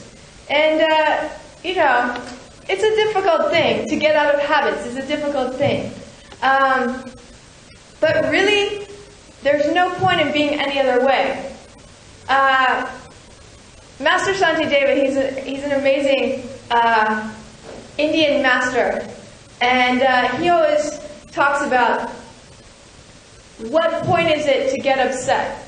He has this verse, Kelte chusa yunani, dela miga chisikyu, kelte chusa menani, dela miga chijipen, right? It's a Tibetan verse, and we all have to memorize it. It's like one of the most famous Tibetan verses in history, and it says, if there's something you can do about it, why be upset? If there's nothing you can do about it, why be upset? And it's so profound, it's so profound. It's like you've got a problem. If you can fix it, why should you be unhappy about it? Just go fix it. You've got a problem. If you can't fix it, what's the use of being unhappy about it? Because being unhappy is not going to fix it. You see, so either way, being unhappy doesn't serve you. It doesn't serve anybody. It just serves to create negative seeds in your mind to see yourself unhappy in the future. So we say, all spiritual practice has to be imbued with this kind of joy. No pain, no gain, no fun, no yoga. That's what one of our yoga teachers says. It's great, right? It's like you're on a spiritual path and you're working your butt off and you're killing yourself trying to get rid of your own anger and your own jealousy and your own laziness and whatever else you got up there. And then at the same time, you have to be joyful about it. And why is there a cause to be joyful? You, of all the people in the world, have heard about karma and emptiness. You, of all the people in the world, have this incredible power to understand the way the world really works, to see through the illusion that is your life, and then to know that you've got the power then to change it. To reach into the reality itself and start to change it from the inside, from your own mind, because you understand where it's coming from. So you've got all of this, you've got the power now to create heaven in this world, without having to die and go anywhere. You can just shift your perception. You have that power to be in a church and suddenly see enlightened, holy beings around you instead of normal people. You have that power. We've talked about it. You have it. So many other people in this world are left with nothing. They have nothing. They have no refuge. They're going to get old, they're going to die, they're going to suffer, and they're going to see their loved ones suffer, and they won't be able to do a damn thing about it because they don't know what you know, because they don't have what you have. You've got this precious thing, you've got this precious key, and all you have to do every day is just practice a little bit. Just a little bit, happily. So, after that, what's the big deal if your partner yells at you a little bit in the morning? If you've got, you are so rare, and you are on the path.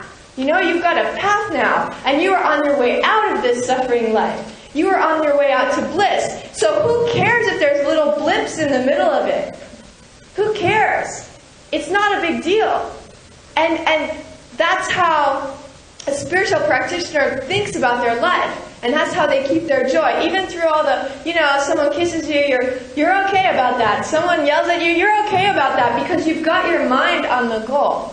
You've got your mind on something higher. And you know that this is just momentary.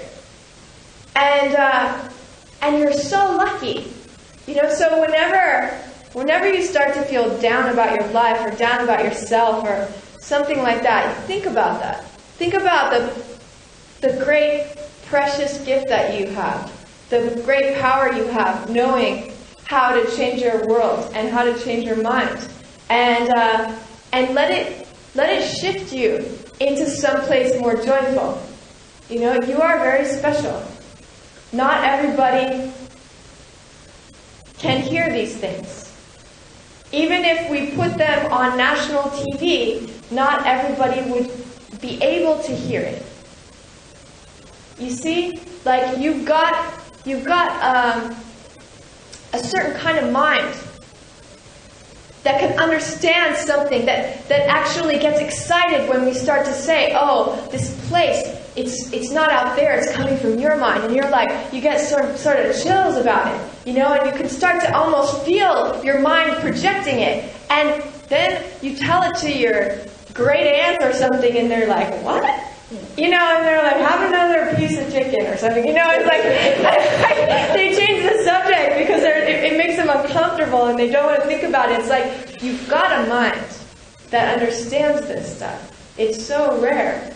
And you've got your mind, your body is healthy enough that you can actually put it into practice. You're not lying on your deathbed yet. And you've got a country where it's not illegal to hear about these things. It's not illegal to practice these things. And so many things, so many precious things are yours.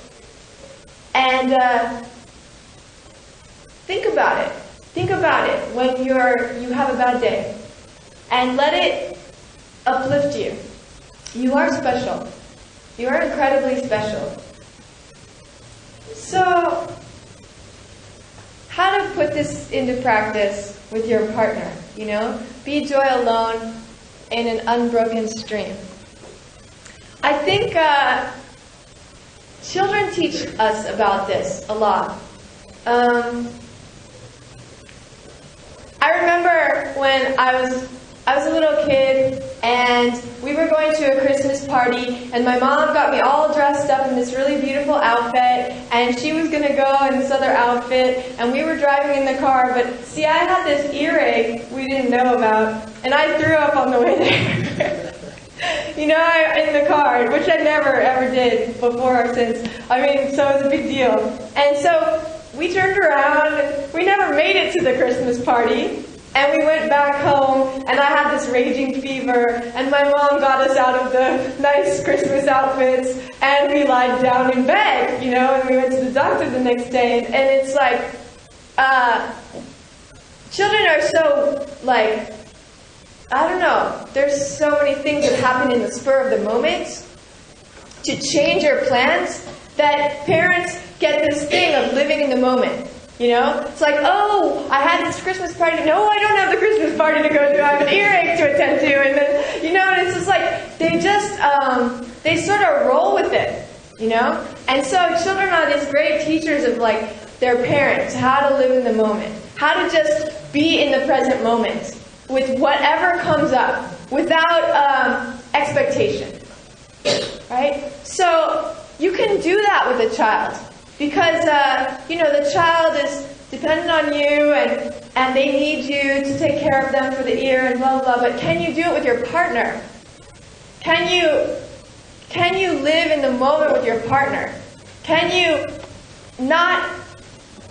I think a lot of mental afflictions that come with regards to our partner have to do, Geshe Michael and I were talking about this, have to do with expectation, Someone was telling me a story, we met this couple on the street right before the partner talk, and they were telling me about this movie that they went to.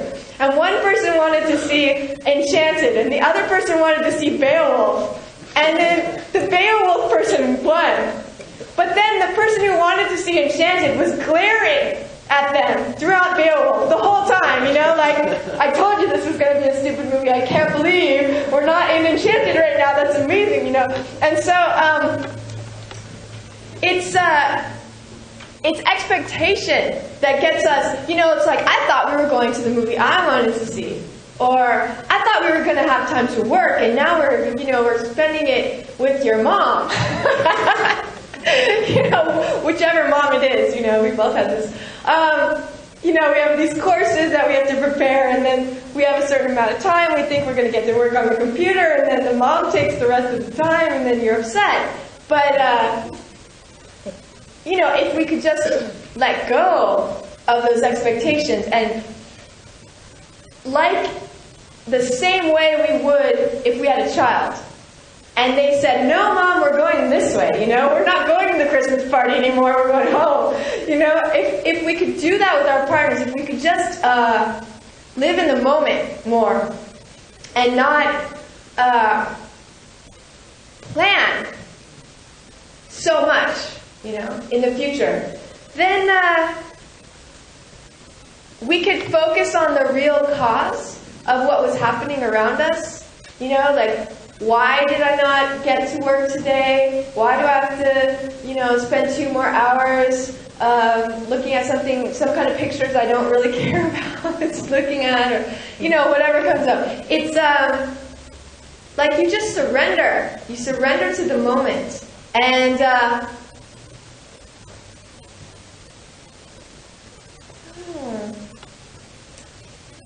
you can use it as an opportunity to practice, which would be a great crazy wisdom kind of thing. Like, this is perfect. This is a perfect opportunity for me to practice my spiritual skills,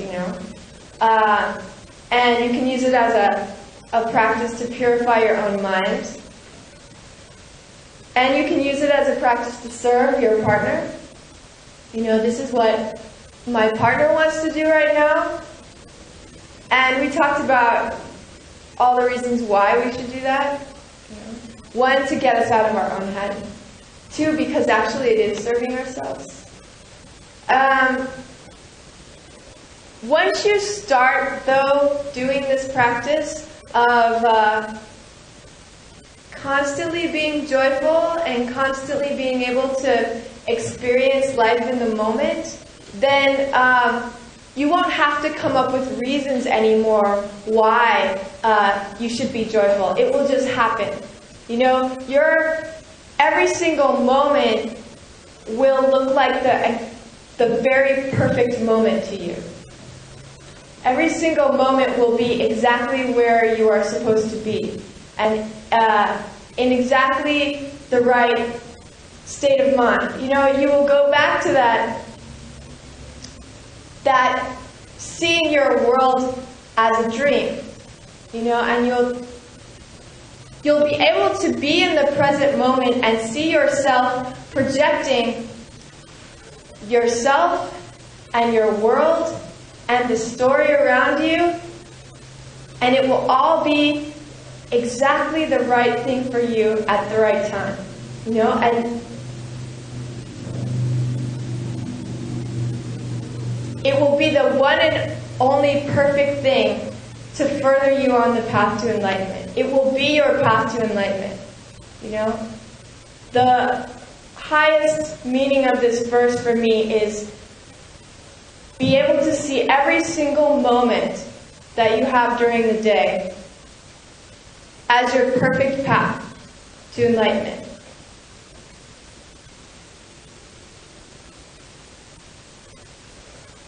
Do you get a sense of what I'm talking about?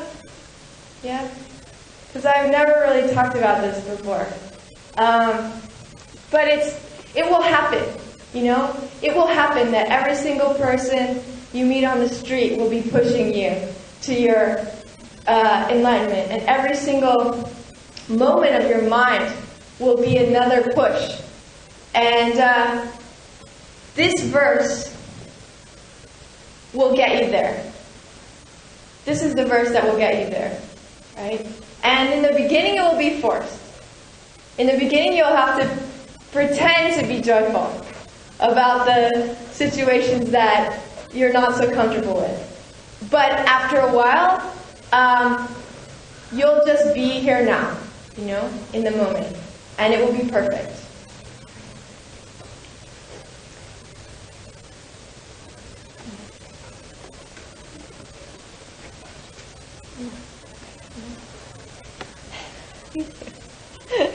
Last night we did a practice of giving away the good karma. So we made a very, very beautiful good karma tonight together. And we talked about things that people never talk about. And if there is a way to reach heaven in this life, it must be something different from what we normally hear during the day. So definitely we've said some different things. Perhaps they are taught. So it's good karma. We're just thinking how weird it is that people in Tucson would want to go out and sit through 2 hours of talk in a culture where you have movies and videos and DVDs and you have 100 other places to go. And there is no storytelling culture anymore. People don't get together to have a storyteller get up and tell a story. And we're just thinking it's so weird that so many people would come and just listen, you know. It's not what, we haven't done that since high school, right? So it was brave of you to come, it was wise of you to come, and it's a very fine karma. And we say to bank the karma, we have to give it away right away before we come to our senses. So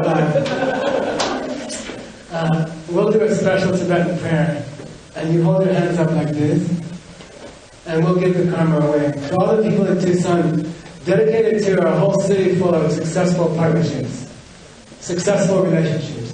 It would be so nice. Our university is getting a little bit like that, but for a whole city, that would be something. Right?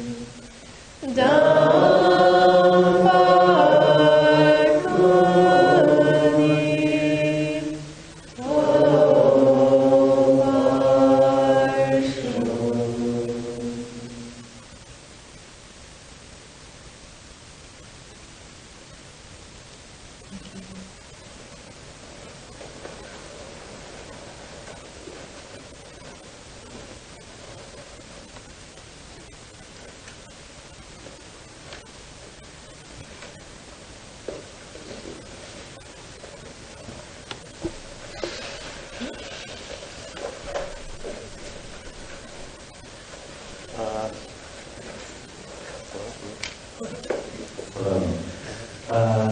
Thank you everyone for coming. We just have a few thank yous, and if you could just hold your applause to the end, Coach, I'm just going to ask the people to stand up, and then maybe you can just look around and give them a hand. But generally when this talk happens, the first person it goes to is I need a poster. So if Rob, Bruce, and Don can stand up. Melissa and Shadri, they can clap. Okay.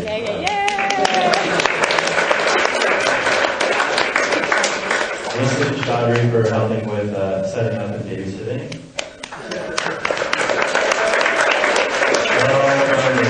Robert for just always being here and helping me set up as well.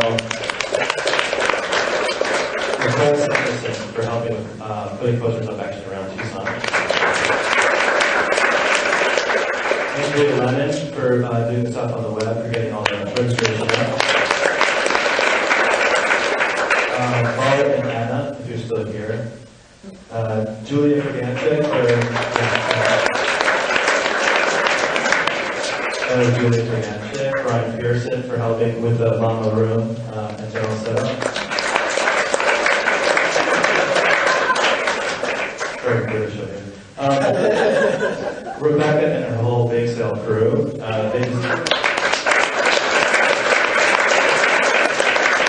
They just start for usually paying for things, I guess. Actually, he takes care of all the stuff online, all the donations, things like that.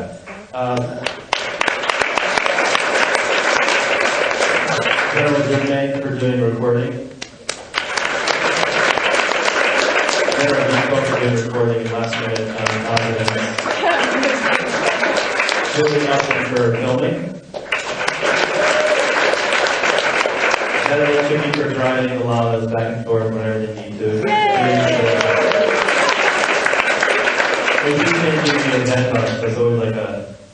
Anyway. Venerable Gelsey for doing the bookstore, and Physical House on sound. Paula and Grace, who have been babysitting in the other room, so just thank you. Anne and her sister Julie for putting together the flowers which we had here, and the service took today. So,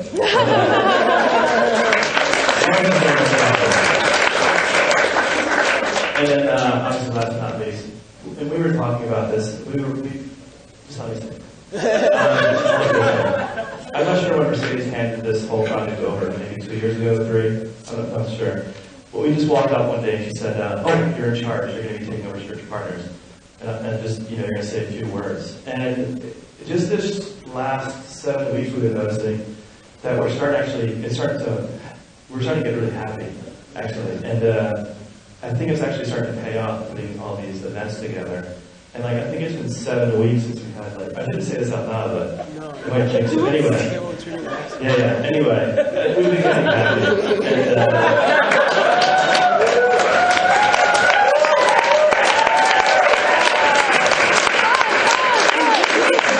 And I just wanted to share it because any opportunity you get to help with an event like this, or your own church, whatever your faith is, the payoff is much greater than I think you could anticipate. And this is probably just a very small example, but it wouldn't have happened really without the teachings of Geshe Michael and Christy. So that's really who we want to thank.